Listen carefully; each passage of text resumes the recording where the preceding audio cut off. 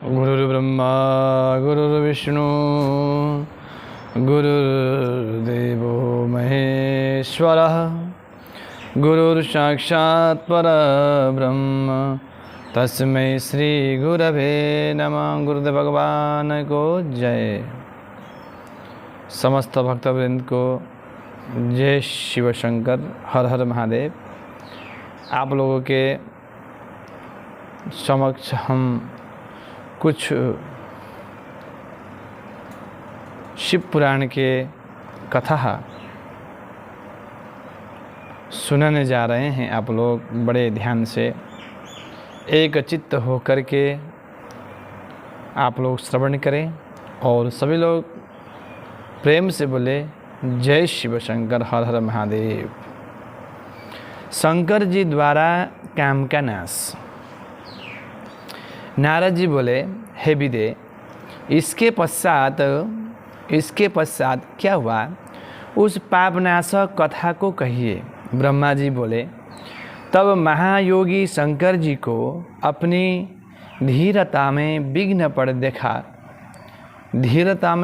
पड़ देख बड़ा आश्चर्य हुआ। उन्होंने कहा, दूसरे की स्त्री देख मेरा मन क्यों बिगड़ता है। काम ने ऐसा भगवान शिव शंकर जी को ऐसा भान होने लगा।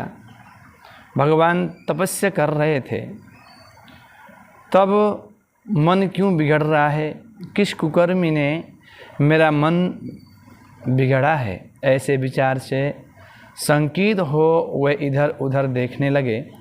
उन्होंने देखा कि मेरे वाम भाग में काम स्थित है। इससे परमात्मा गिरीश को बड़ा क्रोध आया। फिर उन्होंने देखा कि कामदेव प्रत्यक्ष भी धनुष बाण चढ़ाए अंतरिक्ष में स्थित है। वह शंकर जी पर अपने अमोघ अस्त्र छोड़ रहा है, परंतु शिव जी के क्रोध से शांत हो गया है। शांत होते ही उन्हें देख कामदेव डर गया और जब मृत्युंजय को सामने देखा तो और भी कांपने लगा। वह इंद्रादि देवताओं का स्मरण करने लगा।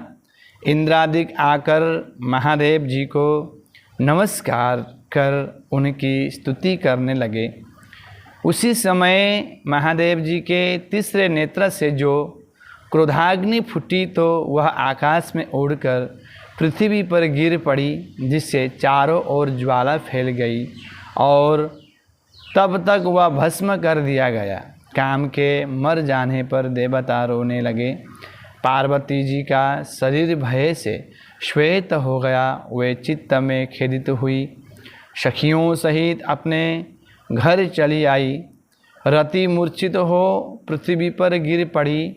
जब वह सचेष्ट हुई तब कहने लगी, हाँ क्या करूं, कहाँ जाऊं। देवताओं ने यह क्या कर दिया, मेरे उद्धत स्वामी को यहाँ भेजकर नष्ट कर दिया। हानाथ स्मर स्वामिन प्राण प्रिय सुखप्रद, हा प्रिय यह क्या हो गया। ऐसा कहकर वह बहुत रोती, कलपति, हाथ पैर पीटती, अपने सिर के केशों को नोचने लगी। उसके विलाप से चारों ओर कुहराम मच गया। देवताओं ने रति को बहुत समझाया और कहा कि इसकी थोड़ी सी भस्म अपने पास रख ले, तेरा पति तुझे फिर मिल जाएगा। तो किसी को व्यर्थ क्यों कोसती है। कोई किसी का सुख दुख दाता नहीं है, सब अपने कर्मों का फल पाते हैं। रति को समझाकर सब देवता शिवजी के पास पहुँचे। रति का शोक दूर करने की प्रार्थना की। शिवजी ने कहा, अब मेरा क्रोध से जो हो गया वो अन्यथा नहीं हो सकता। रति का पति तभी तक बिना शरीर का रहेगा जब तक रुक्मिणी के पति भगवान कृष्ण पृथ्वी पर अवतार नहीं लेते।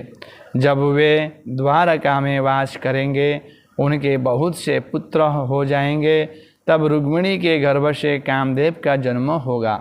उसका नाम रहेगा प्रद्युम्न।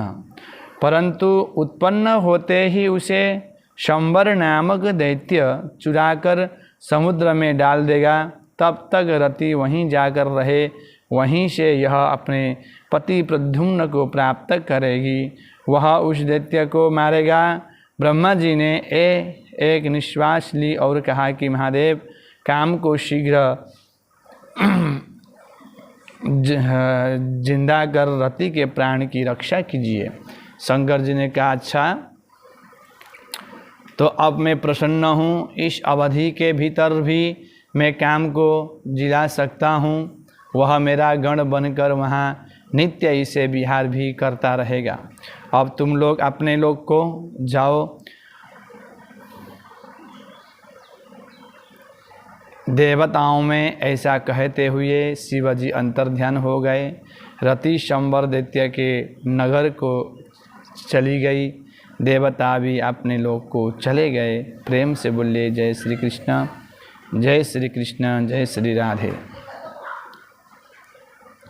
नारद जी ने कहा, हे ब्राह्मण, शिवजी के नेत्र से उत्पन्न अग्नि कहाँ गई? शिव जी के उस चरित्र को मुझे सुनाइए। ब्रह्मा जी बोले, शिवजी ने तीसरे नेत्र की अग्नि से कामदेव को भस्म कर दिया। सारे संसार में हाहाकार मच गया। सब देवता और ऋषि मेरे शरण में आए। उस दुख को सुनाया और कहा कि निष्प्रयोजन ही वह अग्नि सारे संसार को जला रही है। तब मैं उस अग्नि के पास गया। वहाँ काम को जला अट्टहास करके जल रही थी। वहाँ पहुँच मैंने शिव जी की कृपा से उसे शीघ्र ही रोक दिया। उस बड़वा को लेकर समुद्र की ओर चला गया। मुझे जाते ही देखकर समुद्र ने दौड़कर मेरा स्वागत किया।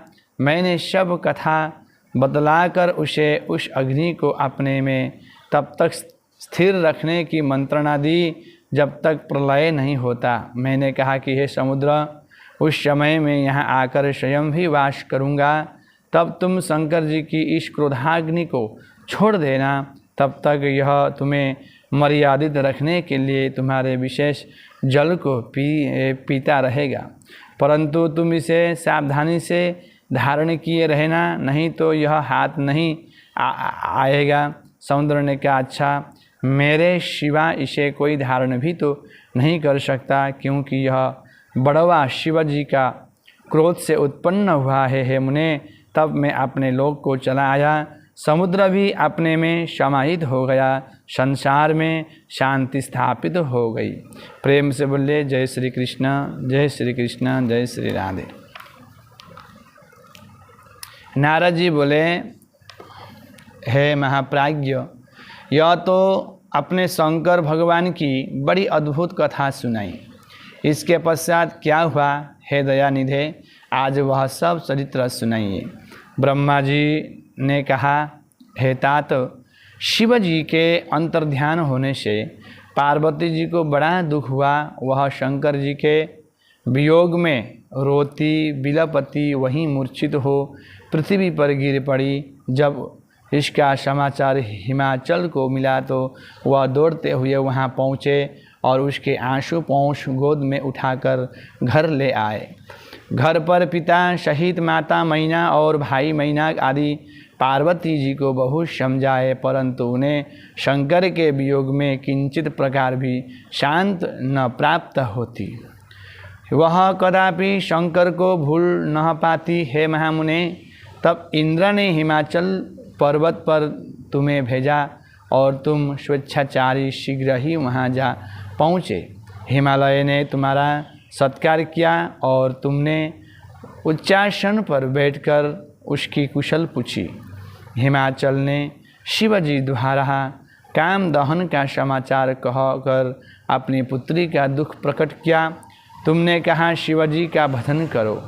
यह कह तुम उठ खड़े हुए और उससे विदा हो एकांत में पार्वती जी से मिले। उनके हित की बात बताई और कहा कि तुम शिव के अतिरिक्त किसी को भी पति के रूप में न ग्रहण करोगी। इससे पार्वती ने एक लंबी सांस ली और तुमसे कहा कि मुझे शंकर जी का आराधना करने के लिए मंत्र दीजिए। बिना सद्गुरु के विद्या सफल नहीं होती। तब तुमने शिव पंचाक्षरी का मंत्र दिया, उसका प्रभाव सुनाया और कहा कि यदि तुम इसे जपोगी तो तुम्हारे इस आराधना से शिवजी शीघ्र ही प्रत्यक्ष हो जाएंगे। तुम तप करो, तब से ही शिवजी साध्य हैं। हे नारद, तुम पार्वती से ऐसा कहकर देवहितार्थ शीघ्र स्वर्ग चले गए और तुम्हारे द्वारा पंचाक्षरी मंत्र को प्राप्त कर पार्वती जी बहुत प्रसन्न हुई। श्री कृष्ण गोविंद हरे मुरारे, हे नाथ नारायण वासुदेव। ब्रह्मा जी बोले, हे देव, इस प्रकार कहकर जब तुम चले गए तब पार्वती जी ने शंकर जी को तब द्वारा साध्य समझकर अपनी जया विजया नामक सखियों को साथ लेकर अपने पिता के पास जाकर उनसे तप की आज्ञा मांगी।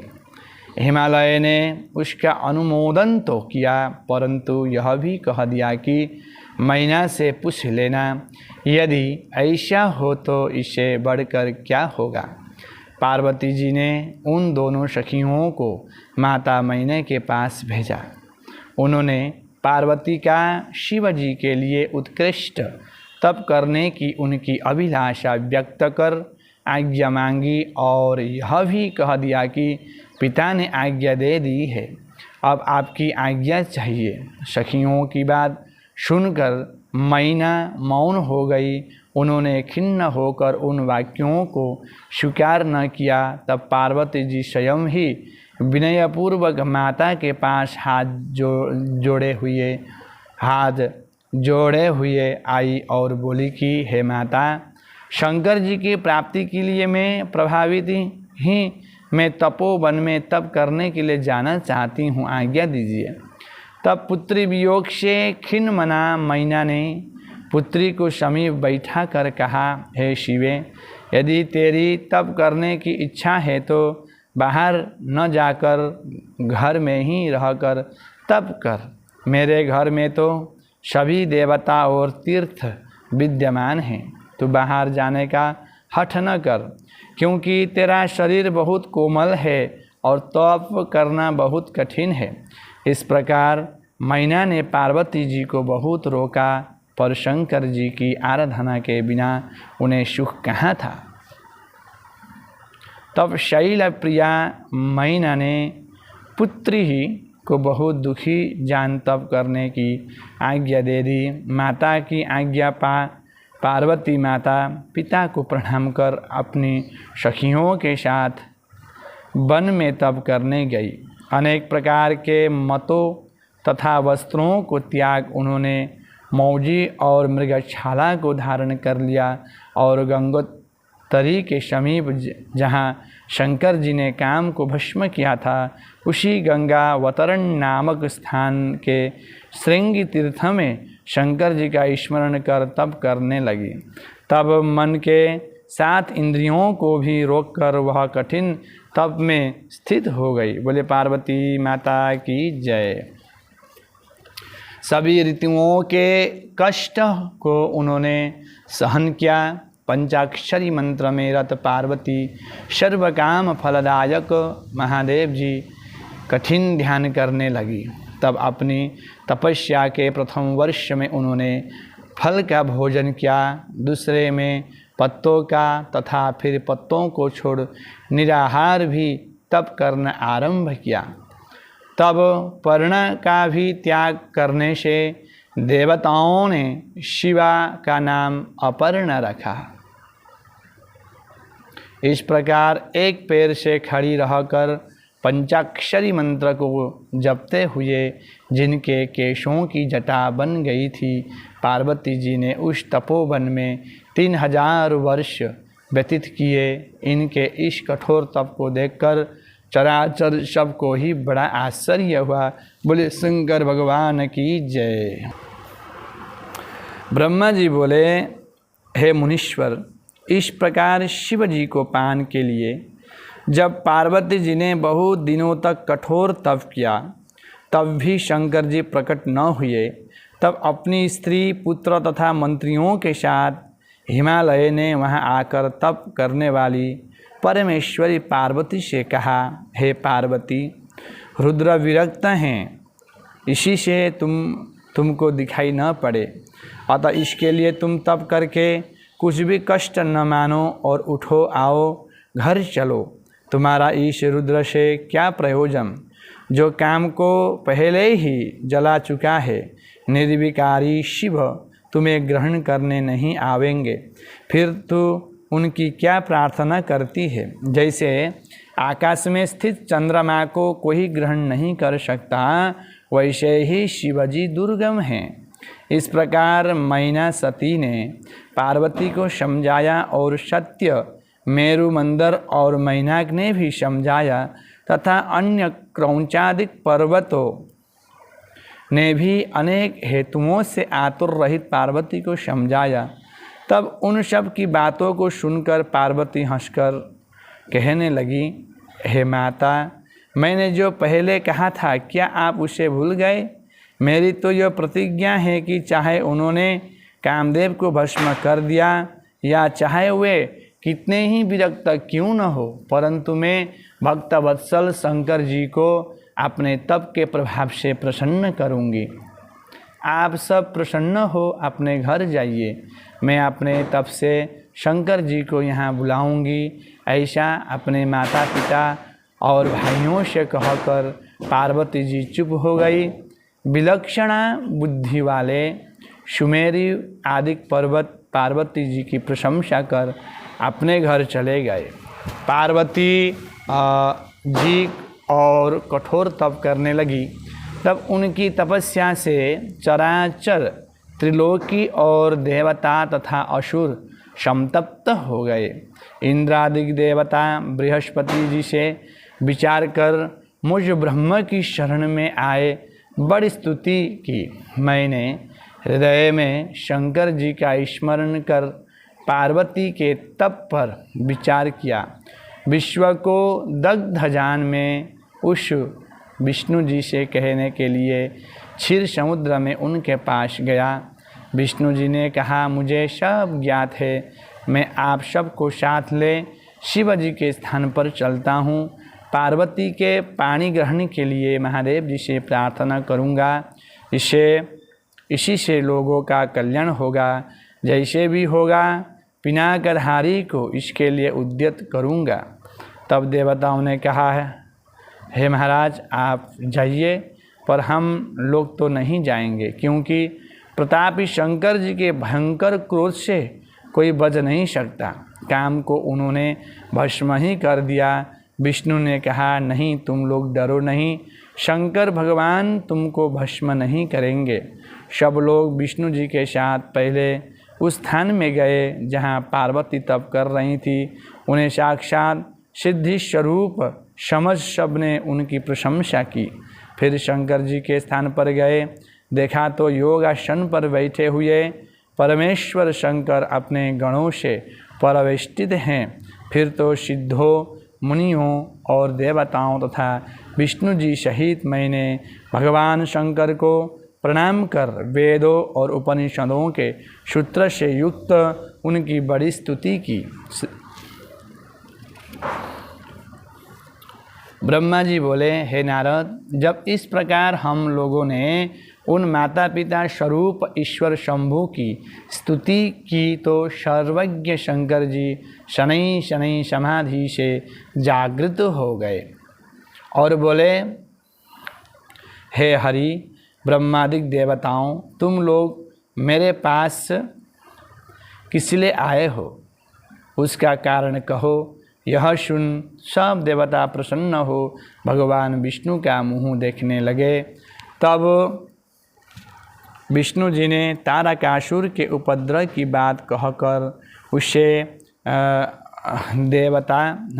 देवताओं का कष्ट पाना आदि कहकर उद्धार करने की बात कही और कहा कि यह तभी हो सकता है जब आप अपने दाहिने हाथ से गिरिजा का पानी ग्रहण करेंगे।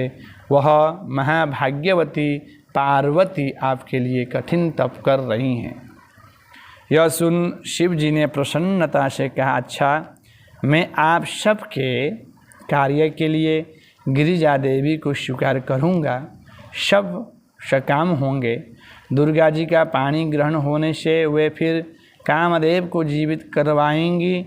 देवताओं के हित के लिए ही तो मैंने कामदेव को भस्म किया था, वह वहाँ महत् कार्य होगा। आप लोग हट न करें, तब से क्या नहीं हो सकता। आप लोग भी जाकर कठिन तपस्या कीजिए। काम रहित तपस्या ही सफलता प्राप्त कराती है। काम ही नरक का द्वार है। काम से क्रोध, क्रोध से मोह, मोह से तप का नाश होता है। वृषभध्वज महादेव जी देवताओं से ऐसा कहकर फिर समाधि लगा लिए। उनको ध्यान अवस्थित हुआ देख इंद्रादिक देवताओं ने नंदीश्वर से कहा कि आप तो शंकर जी के गण सर्वज्ञाता तथा पवित्र सेवक हैं। हम सब आपकी शरण में हैं। हमें वह उपाय बतलाइए कि किस प्रकार शंकर जी प्रसन्न हो सकते हैं। नंदकेश्वर ने कहा, हे विष्णु, हे ब्रह्मा, हे इंद्रादि देवताओं, यदि आप शिव जी का विवाह कराना चाहते हैं तो सब मिलकर अत्यंत दीनता से उनकी स्तुति कीजिए। शंकर जी तो भक्ति के वश में हैं। वे परमेश्वर साधारणतया प्रसन्न नहीं होते। यदि ऐसा करना हो तो करो और नहीं तो शीघ्र ही यहाँ से चले जाओ। देवताओं ने कहा, ऐसे ही करेंगे। सब प्रेम से शिवजी की स्तुति करने लगे। फिर उनकी दीनता इतनी बड़ी कि वे प्रेमाकुल होने लगे। मैं ब्रह्मा और विष्णु स्तुति करता ही रहे। फिर तो भक्तवत्सल भगवान शंकर ध्यान से उपराम हो बोले, हे विष्णु, हे ब्रह्मा, कहो किसी लिए आए हो। इस पर विष्णु ने कहा, हे महेशान, आप ही सबके ईश्वर और अंतर्यामी हैं। फिर मुझसे क्यों पूछते हैं? ऐसा क्या है जो आप न जानते हो? फिर भी सुनिए। पार्वती जी ने अपने के लिए पार्वती जी ने आप ही के लिए गिरिराज से जन्म लिया है। उनमें आपसे जो पुत्र होगा वही तारक को मारेगा, क्योंकि ब्रह्मा जी के वर के कारण वह किसी से वंद्य नहीं है। पार्वती जी नारद जी के ही उपदेश से ऐसा दुष्कर तप कर रही हैं। पार्वती जी के वर देने के लिए आप उनके पास जाइए। हम सब शीघ्र ही आपका विवाह देखना चाहते हैं। रति को आपने जो वरदान दिया है, अब उसका समय आ गया है, उसे सफल कीजिए। ऐसा कहते हुए शाम देवता शंकर जी को प्रणाम करते हुए उनके सामने जा बैठे। तब शिव जी हंसकर बोले, हे विष्णु आदि देवताओं, यह तुम लोग क्या कहते हो? विवाह करना ही तो मनुष्य का दृढ़ बंधन है, जिसका मुख्य नाम निगड़ बंधन है। स्त्री संग ही तो सबसे बड़ा कुसंग है। सबसे उद्धार हो सकता है, पर स्त्री संग रूप बंधन से नहीं। परंतु यह सब जानते हुए भी मैं तुम्हारी प्रार्थना को सफल करूँगा। भक्तों के अधीन तो एक मैं ही हूँ, तभी तो मैं सबके कार्यों में तत्पर रहता हूँ। इसी से तो मुझे अनुचित कर्ता कहते हैं। हलाहल तक मुझे पीना पड़ा है। मुझे विहार की आवश्यकता नहीं, किंतु तारकासुर से उपस्थित दुखों को मैं अवश्य ही हरण करना चाहता हूँ। पुत्रोत्पत्ति के लिए मैं अवश्य ही गिरिजा जी से विवाह करूँगा।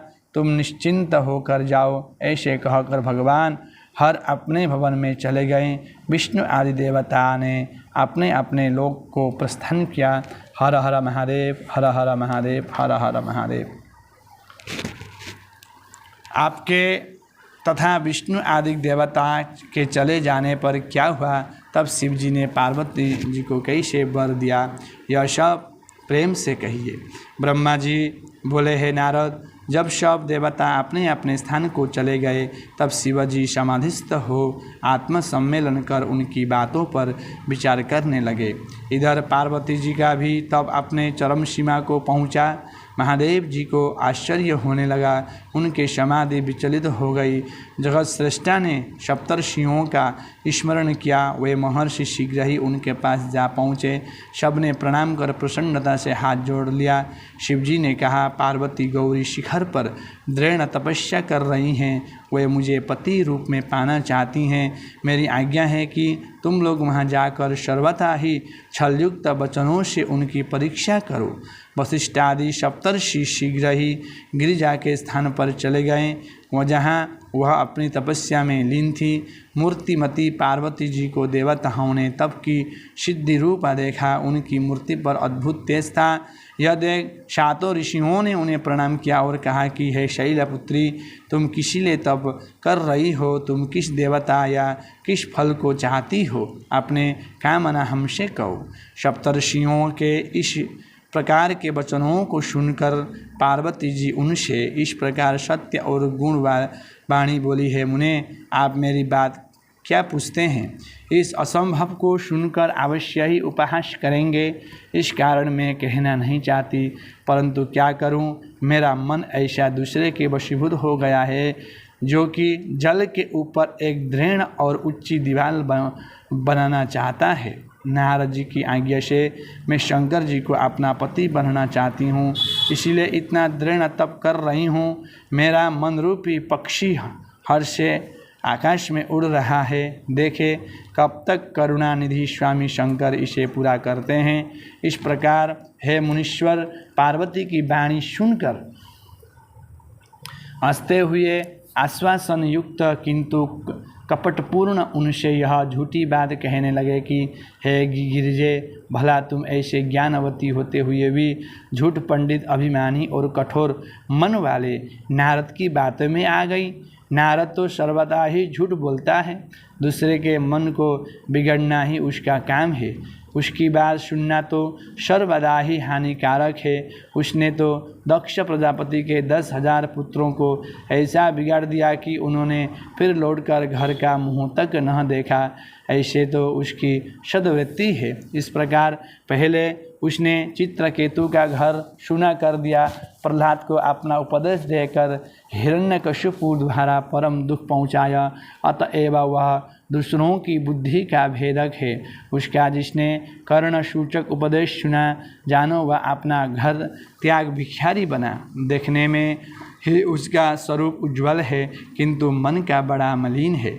हम लोग तो उसके साथी हैं ना, इसे उसे अच्छी तरह जानते हैं। तुम विदुषी होकर भी उसका उपदेश पाकर मूर्ख होकर तप करती हो। फिर जिसके लिए तुम विपुल तप कर रही हो, वह मद नारी शंभु तो सर्वदा ही इससे उदासीन और निर्विकार है, इसमें संदेह नहीं है। अमंगल वेशधारी शंकर तो बड़ा ही निर्लज्ज, उसके घर बार कुछ नहीं है, उसका कोई कुल भी नहीं है। भूत प्रेत उसके साथी हैं। वह नग्न रहता है और शूल को धारण करता है। उस धूर्त नारद ने अपनी माया से तुम्हारा विज्ञान नष्ट कर दिया है। हे गिरिजे, तुम्हें विचार करो, तुम ही विचार करो कि ऐसे वर प्राप्त करके तुमको कौन सा सुख मिलेगा। भला जिस मूढ़ ने पहले सती साध्वी दक्ष की कन्या से विवाह कर थोड़े दिन तक भी उसका निर्विवाह नहीं किया और स्वयं उसे दोष लगाकर त्याग दिया, अब सुखपूर्वक अकल तथा अनुपम रूप का ध्यान करते हुए स्वच्छंद विचरता है, वह तो अकेला निर्वाण स्वरूप असंग और अद्वितीय है। फिर हे देवी, उसके साथ स्त्री का निर्वाह कैसे हो सकता है। अतएव तुम हमारा कहना मानकर घर चली जाओ और ऐसे दुर्बुद्धि को त्याग कर दो, तुम्हारा कल्याण होगा। तुम्हारे योग्य वर तो सर्वगुणी की खानी लक्ष्मी के प्रभु वैकुंठवासी हैं, विष्णु हैं। उन्हीं के साथ हम तुम्हारा विवाह करा देंगे। तुम इस हट को त्याग कर सुखी हो जाओ। ब्रह्मा जी कहते हैं, सप्तर्षियों ने जब इस प्रकार की बातें पार्वती से कही तो सुनकर जगदम्बा कुछ हंसकर उन ज्ञान कुशल मुनियों से बोली कि हे द्विजो, आपने ज्ञान सहित सत्य वचन कहा है, परंतु मेरा हठ नहीं झूठ सकता। पर्वत में उत्पन्न मेरा यह शरीर स्वभावत अत्यंत कठिन है, इस कारण आप मुझे तप से विरत नहीं कर सकते। मैं नारद जी का हित कर वचन नहीं त्याग सकती। वे मेरे गुरु हैं। वेद गुरु के वचन को हितकार ही कहते हैं। जो गुरु के वचनों में विश्वास करता है उसे यहाँ और वहाँ दोनों स्थानों में सुख प्राप्त होता है और इसके लिए दुख तो कहीं भी नहीं है। परंतु जो गुरु वचनों में विश्वास नहीं करता उसे दिनों और दुख ही दुख है। चाहे मेरा घर बसे चाहे शून्य हो जाए, परंतु मैं अपना हठ नहीं छोड़ सकती। हे मुनीश्वरों, आपने जो यह कहा कि विष्णु जी सब गुणों की खानी हैं तथा शंकर निर्गुण हैं, तो मैं यह भी यथार्थ जानती हूँ कि कौन कैसा है। यदि शंकर जी मुझसे विवाह नहीं करेंगे तो मैं सर्वदा अविवाहित ही रहूँगी, इसे आप सत्य जानिएगा। सूर्य पश्चिम में भले ही उदय हो, मेरु चलायमान हो जाए और अग्नि भले ही शीतल हो जाए, परंतु यह सत्य है कि मेरा हठ नहीं छूट सकता।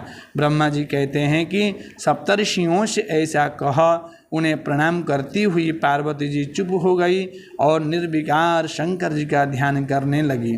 फिर तो वे मुनीश्वर पार्वती को इस प्रकार निश्चल देखकर उनकी जय जयकार करने लगे और प्रसन्न हो उत्तम आशीर्वाद दिया।